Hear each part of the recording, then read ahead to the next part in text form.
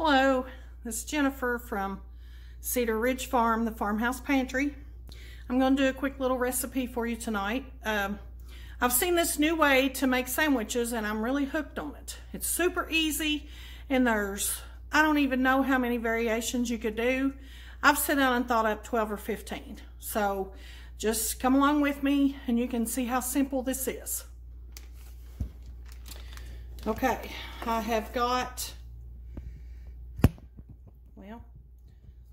got my skillet heating up here and I'm going to put a little bit of butter. I might have it too hot. I'm going to put a little bit of butter in it. You could use a little bit of oil. I'm a butter girl myself. Butter makes everything better. Yeah, I got a little too warm. And to that, I'm going to add in, I've got some sliced white mushrooms and just some sliced up onion. I probably have too many here cooking, but mushrooms shrink some, so if I have extra, I'll just use them for leftovers in something. Not a big deal. But I'm going to put this on and saute these. And I think what I'm going to put on these for seasoning, instead of just using salt and pepper, this is called, I don't think I have the jar anymore because I put it in my spice drawer. Nature Seasoning. You can get this in any grocery store. It's just a mixture. It's got salt, of course, and it has, I can't remember, to tell you the honest truth, it has onion powder, probably some garlic, some black pepper. I think it's got like celery, maybe celery salt in it. It's just got some different spices blended together. I use that a lot, and I really like it. It just gives everything a good flavor.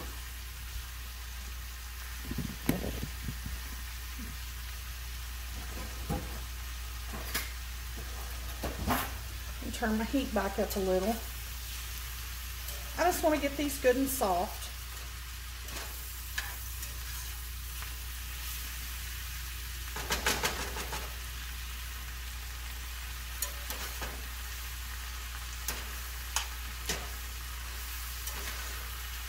You could do these sandwiches, I was really too lazy to go dig peppers out of the freezer, but you could do peppers with the mushrooms and onions and make a Philly with the roast beef and cheese.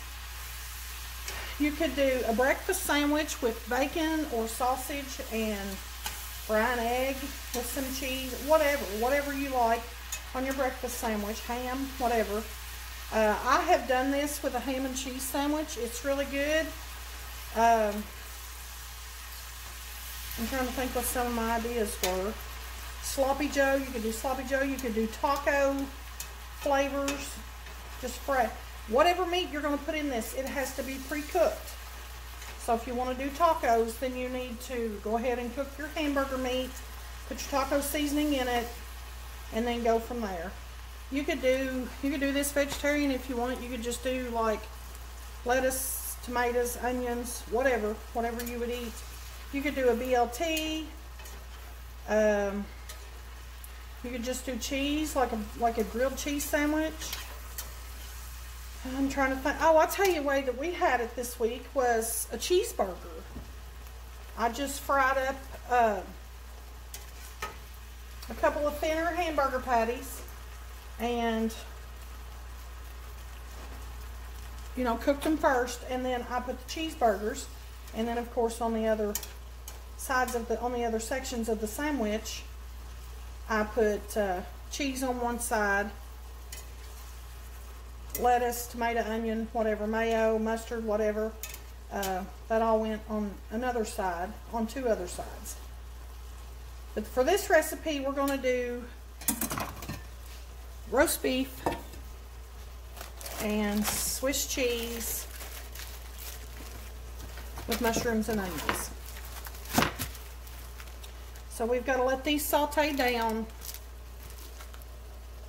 and get them soft, because this is not, after you get the sandwich together, it's not really going to cook a whole lot more. It's just mainly going to get things warm and brown up the outside a little bit.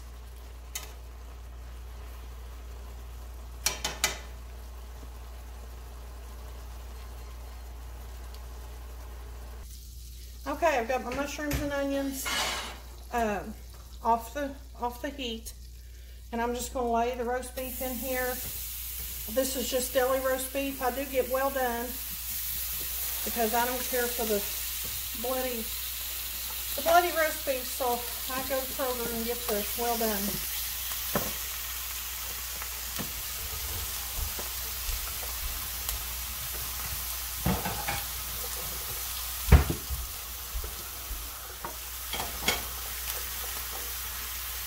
Just want to heat it a little, just chill off. I'm going to lay these up here. And I'm going to throw in a couple of more slices.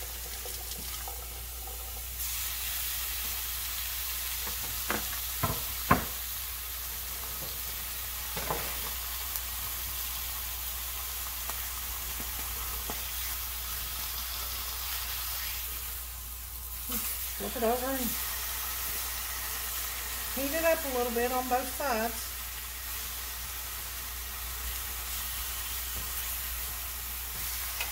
Like I said, you could do this with ham. You could put you can make any kind of sandwich with these things. I thought a Reuben would be good with corned beef and coleslaw and sauerkraut, or not coleslaw, but sauerkraut and Swiss cheese and Thousand Island dressing. And another one I thought of was either Manwich, Sloppy Joe's, or pulled pork, and then put coleslaw in them.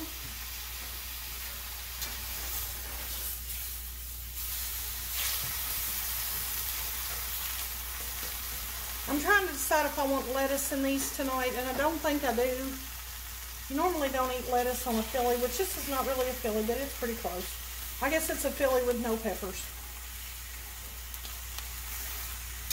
Okay, we're going to lay these up here.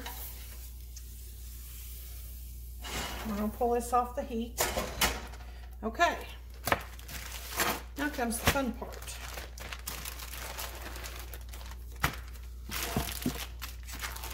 See if I can get you back here where you can see this part. Yeah, I think you can see now. Let's move my trash out of the way. Okay, you need burrito-sized tortillas. They're 10 inches around. You need these because anything any smaller is going to be really, really hard to do anything with. And what you're going to do, you're going to take one tortilla. These are kind of rough. They've been in the pantry for a little while. You lay it down and you start up here in the center. And you just cut a slit down to the end to where you have little fan thing here, okay? You just do that. Then on this bottom part here, it'd be on the left, you put your slice of roast beef. Then you're going to go up and put your slice of cheese.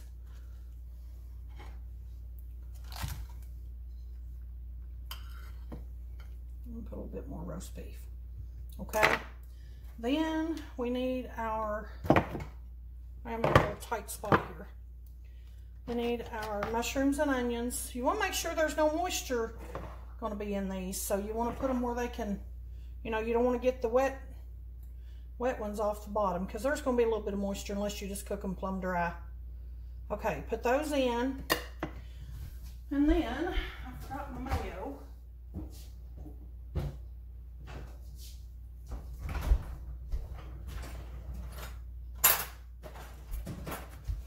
On this side, I'm going to put a little bit of mayo. Okay? Hope I ain't too much. Okay, so then what we're going to do, we're going to take the roast beef, we're going to fold it up, then we're going to take a hold of that section, we're going to fold it over, and then we're going to come down and fold up that last section. Okay? So when you get done, you have this little pocket sandwich. See? That's all there is to it. Okay, I've got them all together. Then I'm going to take my little griddle. You could do them in a regular skillet. I also saw where you could do these in the air fryer, which is probably really, really good because I bet they get super crispy in there. So you're gonna take this, just let it heat for a second. Put your little spray or something on there. And you're gonna lay this on there, like that.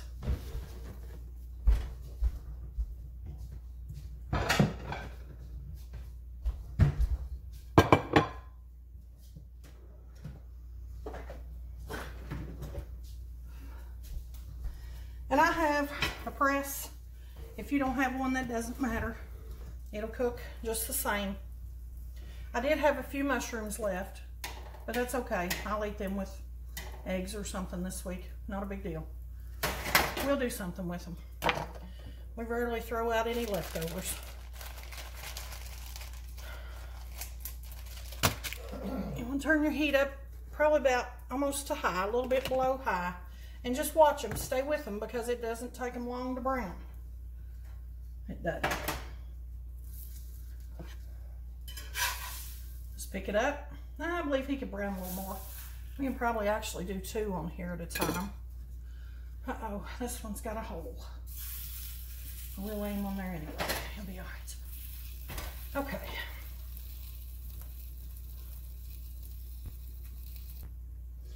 Okay, there's the first 2 off. There's food on the floor. Really all your main purpose is now is to get these browned and to melt the cheese. That's pretty much all you're out to do with this. Because you don't, you know, if you have lettuce or something in here, you don't want to cook it to death. Just flip them over when they get brown. Like I said, if you've done these in the air fryer, these would get super crispy. I may have to try that sometime. This is how I've done it so far, so we're gonna go with that. They'd probably get a little crispier too if I'd put some butter on here instead of just the cooking spray. But since we done cook the mushrooms in butter, we're not gonna get too carried away with the butter. And you may have to back off on your heat a little bit if you feel like they're getting too dark. And there we go. There they are. Super simple, not crazy expensive, and they're quick. They're quick and easy, and they taste really good. Give them a try. Let me know what you think. Have a great night. God bless.